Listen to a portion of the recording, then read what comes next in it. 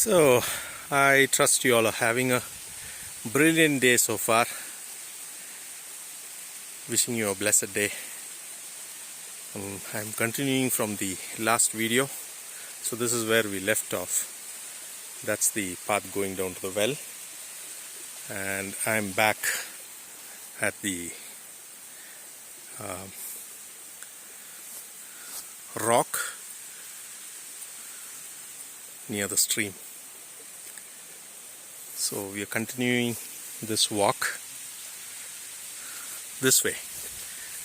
So there's more coffee here. There's a guava tree here, a little one.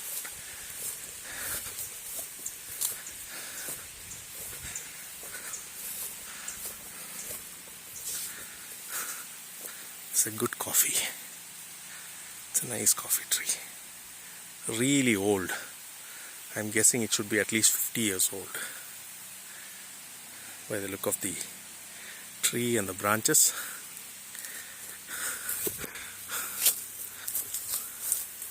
You can see the goat paddocks there.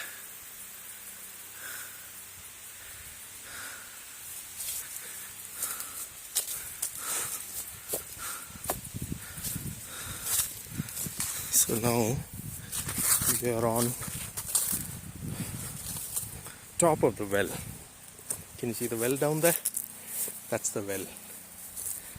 More coffee, and that space there is where the foundation is of the old house. That's where the foundation is. So we're just below the foundation and above the well.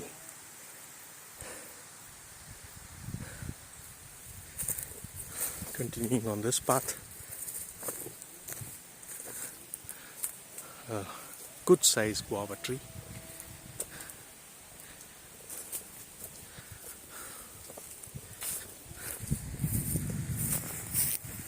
So this is the boundary on this side. So this boundary extends further into that T. But here, that's the boundary.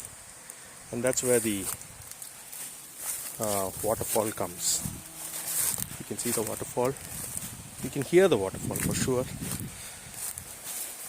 So this is the boundary stone. Can you see a stone there? So this goes straight and that's the waterfall there. So this is like a natural boundary. This is like a huge drop, and this is the boundary. There's another stone somewhere there. Yeah, that's a stone there, and this goes straight to that rock face that you can see there, and that's the waterfall. And on top, this is the second batch of tea. So like I said, we had chopped off all the tea so that it grows better after an initial harvest. So this tea starts here and it continues on top of this path like that. So all this needs to be cleared out. This jungle thicket there, so that the tea can do better. So this path goes down, and this is the boundary. The drop is the boundary, and then once it gets here, it turns and it goes down along those trees all the way to that wild turmeric or ginger. I think that's ginger. So wild ginger growing in the far end. Till there is our property. That's wild ginger there. That one. Wild ginger. So till there the property extends, and then it goes up along these trees. Goes up this way. And you can see a bit of the view from here. So all this needs to be cleared. This is all work in progress again. This side is all cleared up. The tea.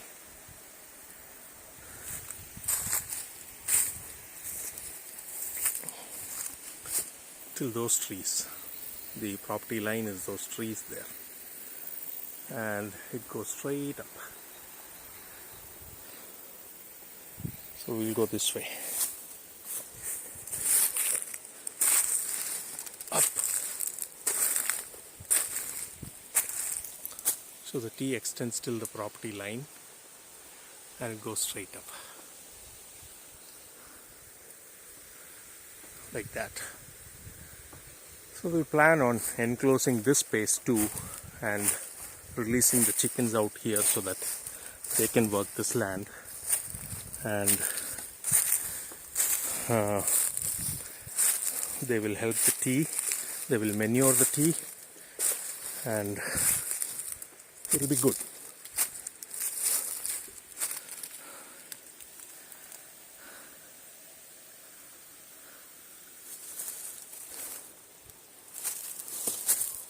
The only issue is figuring out which way to get on top. So I go here to the edge.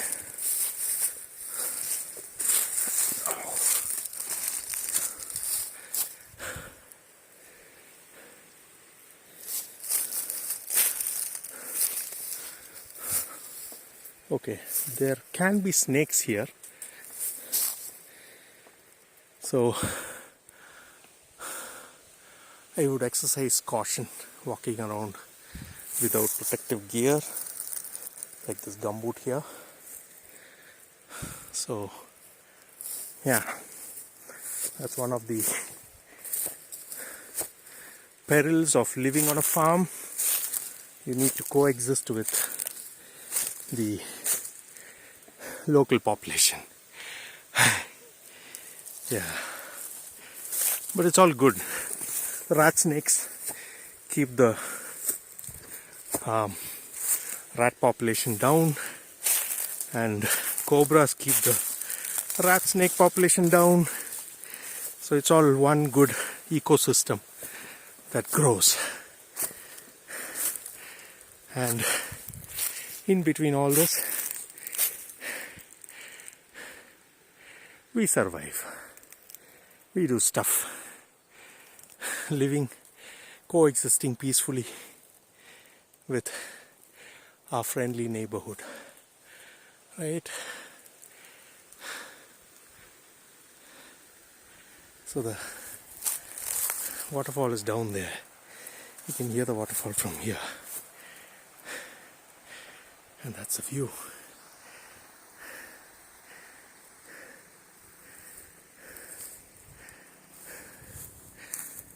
Moving on.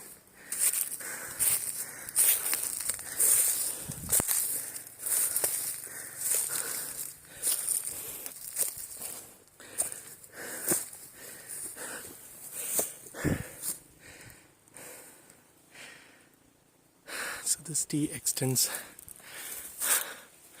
all the way till that plot where I said we had planted trees to protect them.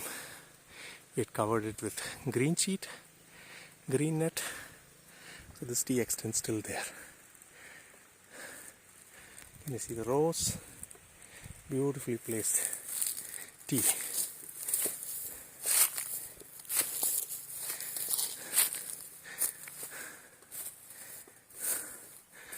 So we're back at the house. You can see the house from here. That's another 100 meters or so up.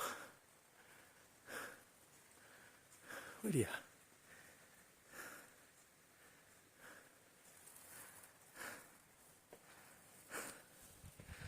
And this hibiscus line is the line of the property. And that's the awesome view that we get to see every day when we just go out for a walk. More like a trek, but yeah, beautiful walk. Moving on.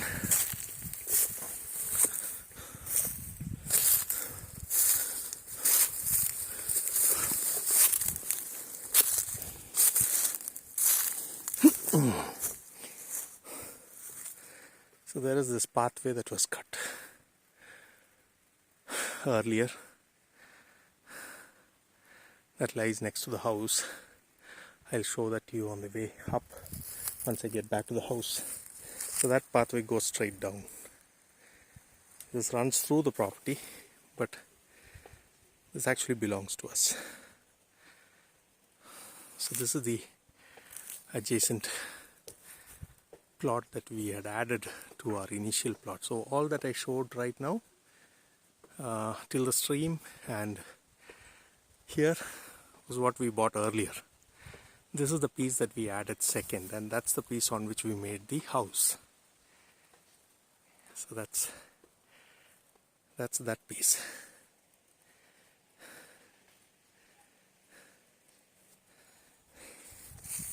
So we'll go on to that piece now.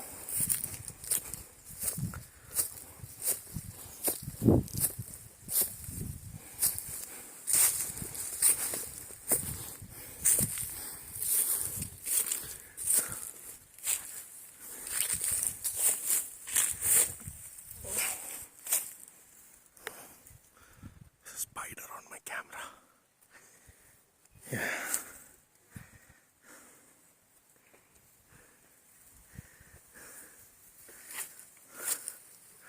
So that's the house there.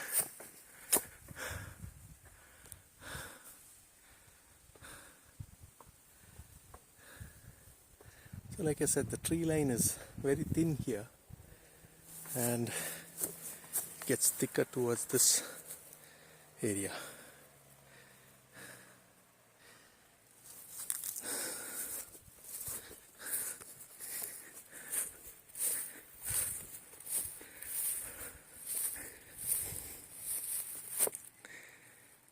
So this grass is what is that grass called? The lemongrass, the smelly kind.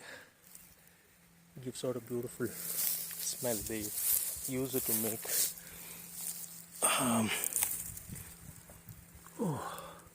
beautiful smell.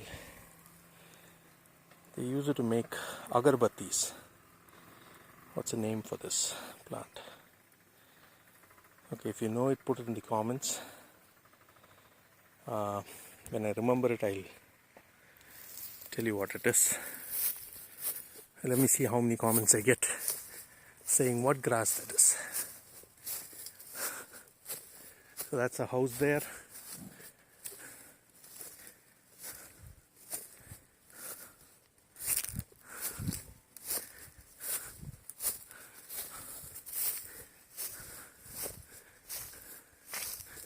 And that's a cow. You didn't see that so far, right? So I'll show it you on our way back to the house. So our property line extends till that stone, till that fence. Sorry. That's the neighbor's tea, beautifully maintained tea.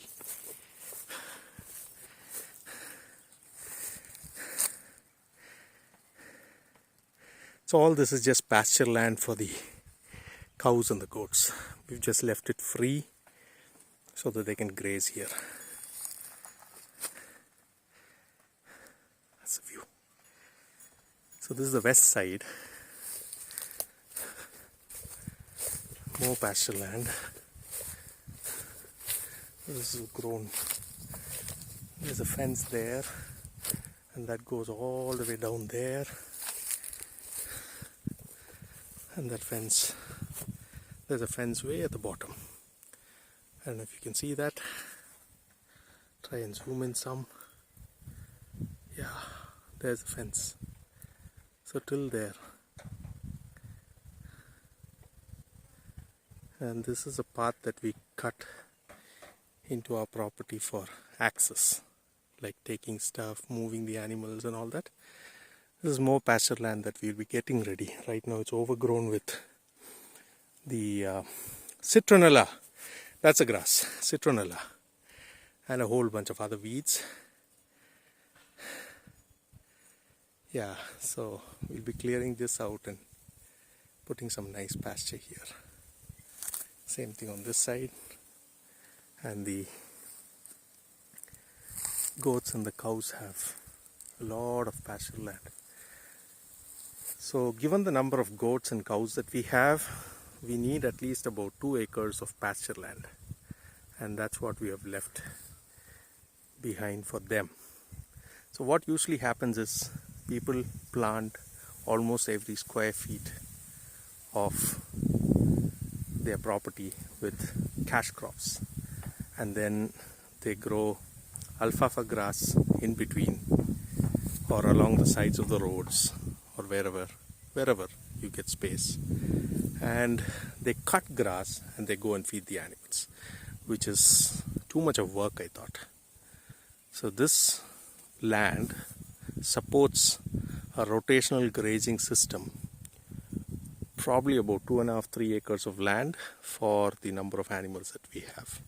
So rotational grazing is where you let the animals out on, say, 2,000-3,000 square feet of land and then let it rest for like 60 days. So move it one day, and then the next day again move it to the next patch, and then move it to the next patch and move it to the next patch, and so on till they can come back to the first patch on the 60th day, by which time the grass has grown. So that's rotational grazing. This happens naturally in the wild in Africa, where millions of herds of cow or cattle, obviously the wild kind, they go through the entire grasslands of Africa, and they do it without even human intervention. That's massive, to say the least. And here we are doing it with human intervention, of course. But to think that this happens naturally in nature is mind-blowing. Yeah, so that's what we are trying to replicate here. So we just paddock these or fence these out into 2,000-3,000 square feet patches, put them in one, take them to the next one, take them to the next one, and so on. And by the time we are done with the 60 or 70 patches of 2,000-3,000 square feet paddocks or fenced out regions, we can come back to the first one and the grass will be back where it is. So day 1 it will be cows, day 2 that same patch will hold all the goats, and day 3 we will have some chickens follow them so that they can work the land, meaning all the cow dung and the goat dung droppings that the bigger cattle manure the ground with, that can be spread by the chickens because they are very good spreaders. They eat the bugs in the cow dung, and by which time, you know, those flies or larvae is out, so they eat all that and spread the cow dung. That is the important piece there. So once it spreads, the grass picks up that spread out cow dung and it grows. So that's how this system keeps working in the wild or in nature. So we are just trying to replicate that system. Permaculture system. So we're back at the house, and this is our Vechur cow.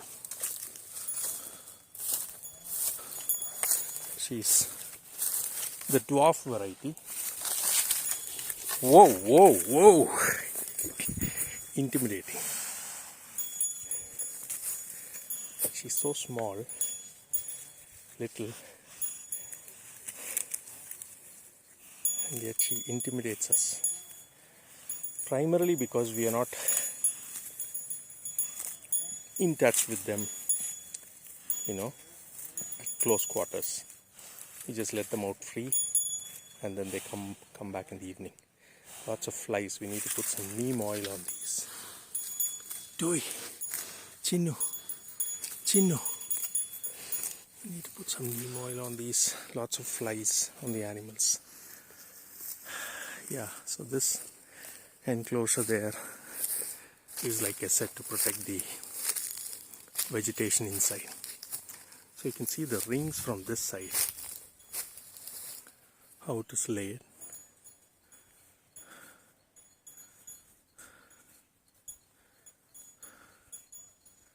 And there's the lanternas. It's too blurred up, but the rings embankment sort of gives a beautiful base to that entire piece there. There's another mango here.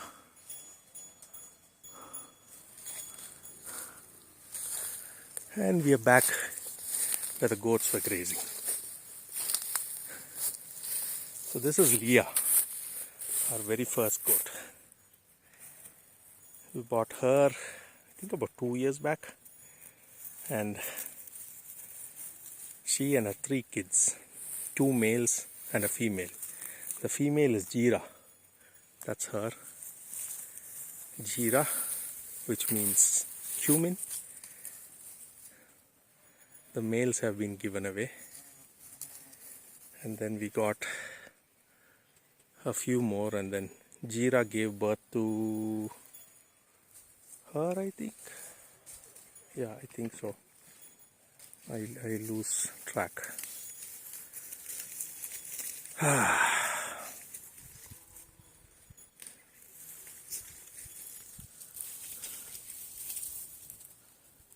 And we are back at the house.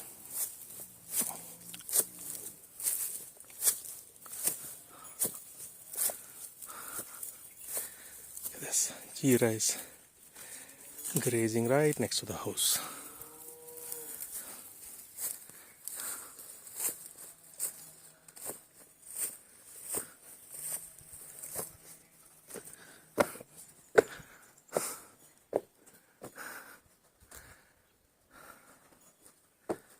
So okay, I have not uploaded the house building videos yet. I will be putting those up shortly.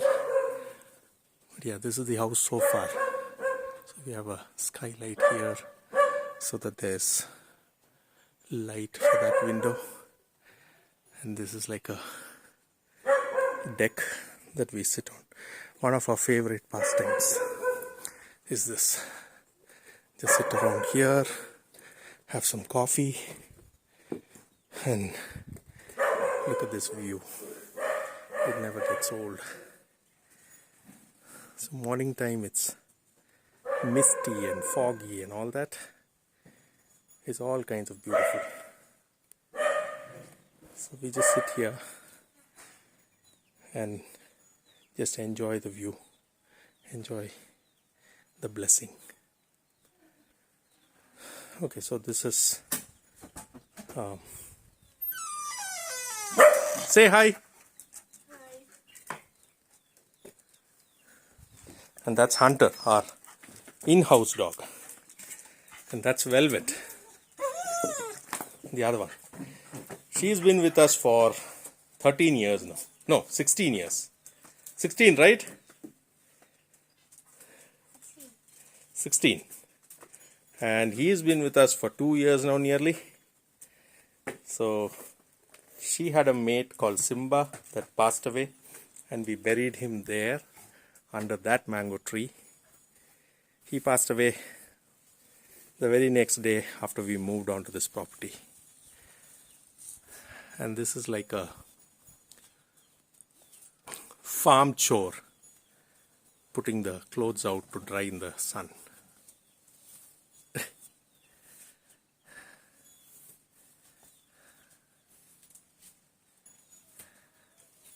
Show you around the house.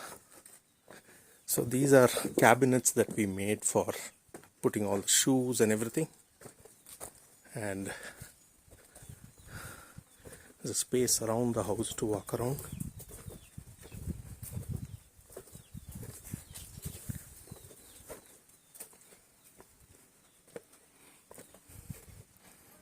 we come out here behind the house, and this is where all the plants were that I showed you in the last video.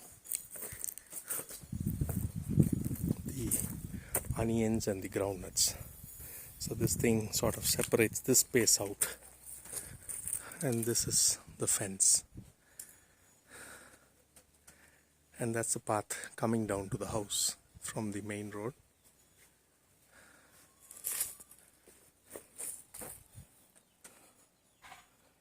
So Hunter keeps roaming around with me whenever he gets a chance. This is the back side of the house. So we painted these black, the walls outside black, primarily because light would attract a lot of bugs during the night time, and if it is white, even more bugs. So what happened here? Something happened here. A lot of mud on the walls. Yeah, maybe something was taken out or whatever.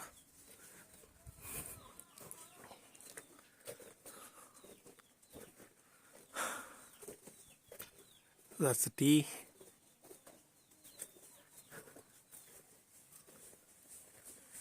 That's where the farm help stays, at calling distance from the house, I would say. So you can just stand out here and call them, and they'll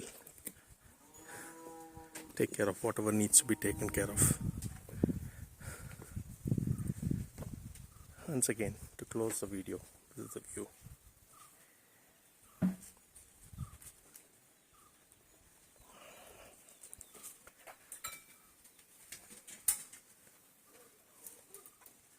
That's the chicken coop right on top.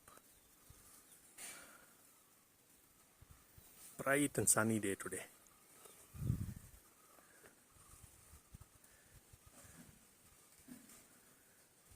Awesome. So I'll catch you guys in the next one. Have a blessed day. Bye.